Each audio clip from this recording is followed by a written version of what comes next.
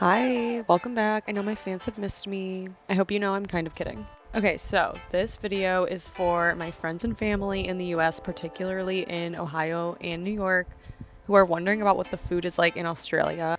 And I have quite a lot to say about this, almost too much, so I'll try to keep it to a minimum. A lot of people have been asking me what my favorite Australian food is or what Australian food is like. The food items itself, I guess, like if you go to a restaurant here, Australian food isn't really that different from American food or maybe like British food. It's just kind of like burgers, sandwiches, meat, potatoes. But the difference, I think, is in what the stuff actually tastes like. I think overall here, my general view is that things are just a lot healthier. They're made a lot healthier, whether you're buying snacks at the grocery store or if you're getting takeout. I just think there's more like healthier options. There's a lot of more like smoothie acai places. Stuff is geared a lot more towards people who work out, like going to gyms and fitness in general is really big here.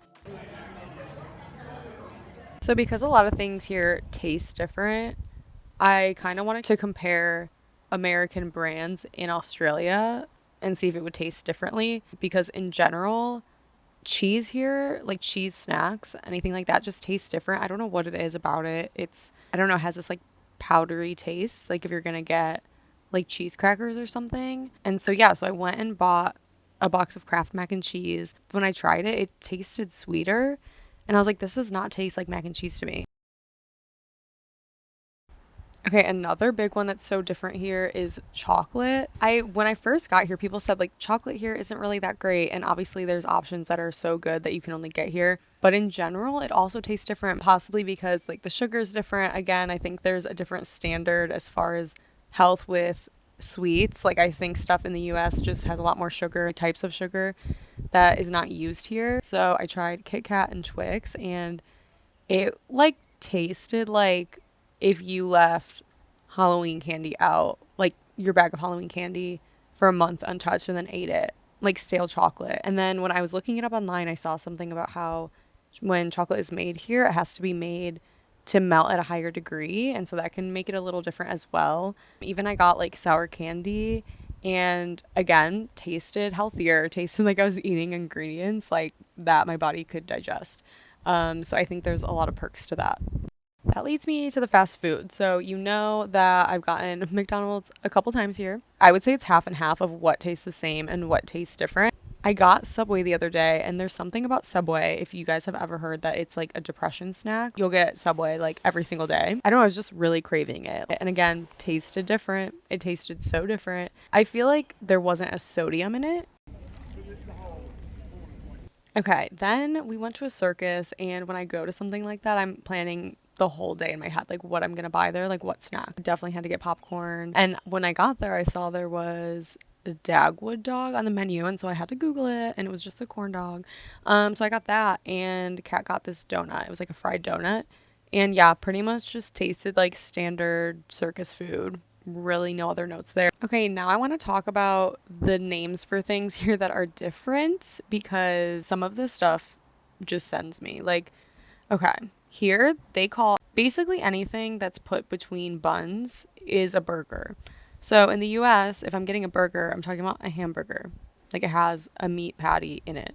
Here, I said chicken sandwich, and my coworkers were like, "What's that?" And I was like, "What do you mean, what's that?" And they're like, "Oh, you mean a burger?" And I'm like, "No, that's not a burger." So this is like the conversation that I have every day. I think that's the one thing that I can't get over. And that leads me into my next thing, ketchup. They don't say that here, they say tomato sauce. I have no other thoughts on that. They also call Sprite lemonade, and they call lemonade lemon squash.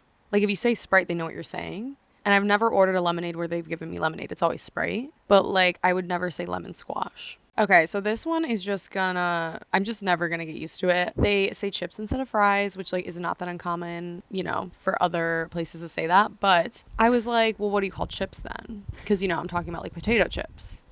And then my coworker was like, just chips. So I'm like, how do you differentiate chips? Which I've also seen sometimes people say crisps, but I will just say fries. So obviously there is Australian foods here, like different brands, different types of things you're supposed to try here that we don't have in America.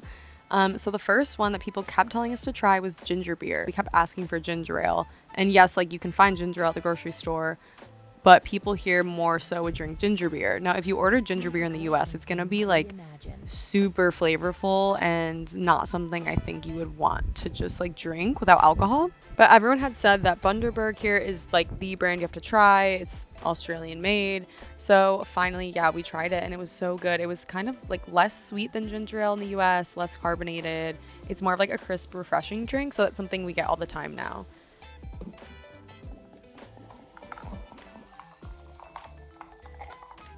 Oh, it's good. I like it. The other one is Tim Tams. It's just like a chocolate biscuit type of thing. Kind of just reminds me of a Twix. I don't think it was like my favorite thing ever, but it was good.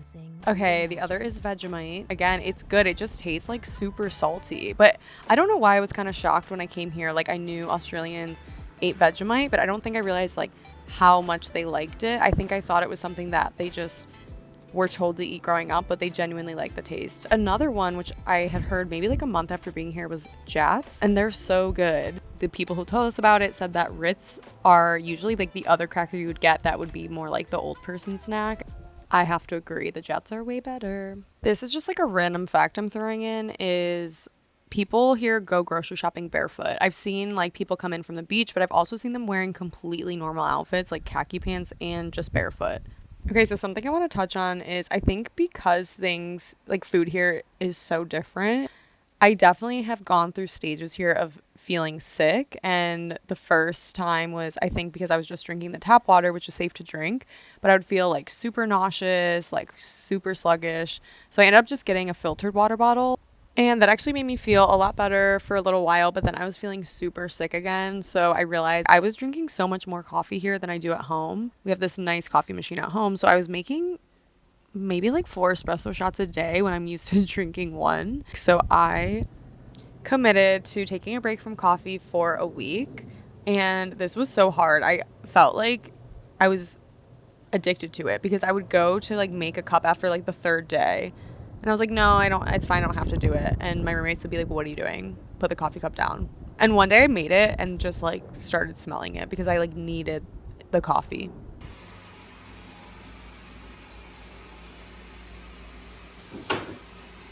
And then I realized I do feel better without coffee. Like, I'm so sorry. Like, that sounds so annoying. I was having dreams about drinking it. I had a dream that I bought a cup of coffee for $35. And then I was on like week 2 and I was pretty proud of myself.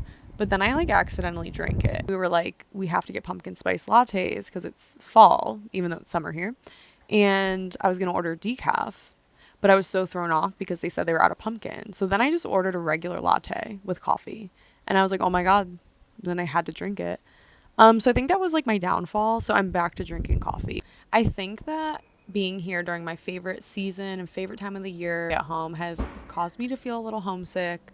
I just have wanted to taste something that like tastes like home because so many things here taste different. And I was like, I just need something unhealthy. You know, the place that never disappoints, Starbucks. I honestly almost started crying, and it was like a chilly day too, and there's just something about walking around with a Starbucks cup. And then a couple days later I was like, you know what else I want ice cream, real ice cream. Like, everyone keeps telling me if there's an ice cream shop that they name, it's a gelato shop. Like, gelato and ice cream is not the same. It's not frozen yogurt. What did I do? I typed Ben & Jerry's in the GPS, and that's where I went. I took a bus, and it was a long ride. And I know that this sounds like I'm an uncultured American, not experiencing the culture around me, but that's not really what this is about. I think when you're living somewhere that's not your home and you can't see your friends and family like in front of you, there's just something about like smelling something or tasting something that brings you back to home that can fill that void for a little bit. And of course, food isn't always about just the food itself or what something tastes like. It's about an experience. If me and my roommates are going in on ingredients at the grocery store and seeing what we can cook together at home. Okay, we've concluded that it's perfect right now. I think what a lot of people are curious about is the cost because, of course, you hear Australia is expensive, but I think that there's really cheap ways you can get food here. And then, of course, there's more expensive options. If you compare Sydney to New York is definitely more expensive than Sydney, in my opinion, just living there. Of course, like Ohio is going to be cheaper than Sydney, but when it comes down to just grocery shopping, I probably spend like $80 AUD on everything that I need for a week. If I went to a grocery store in Brooklyn, I'd spend minimum 100 USD a week. Something I think not a lot of people know is that they actually have Aldi here. So I know we have Aldi in Ohio, and it's known for being the cheap place to shop. And yes, that is the case here as well. I actually went today to compare what the store was like and the prices. And it was in this like mall type thing where there were multiple types of grocery stores and like a fish market. And the interior of Aldi itself, I think, was like nicer than the one I would go to at home. But it had kind of the same amount of selection of food, and also there were like non-food items that they usually have. So here they had Christmas stuff. I spent 36 AUD and I got fruit, vegetables, chicken, fish, and that all equates to $23 USD. So I'd say that's pretty good. What I find the cheapest here is coffee. Lattes to flat whites to cappuccinos. That's usually $4.50 AUD, and that's $2.85 USD.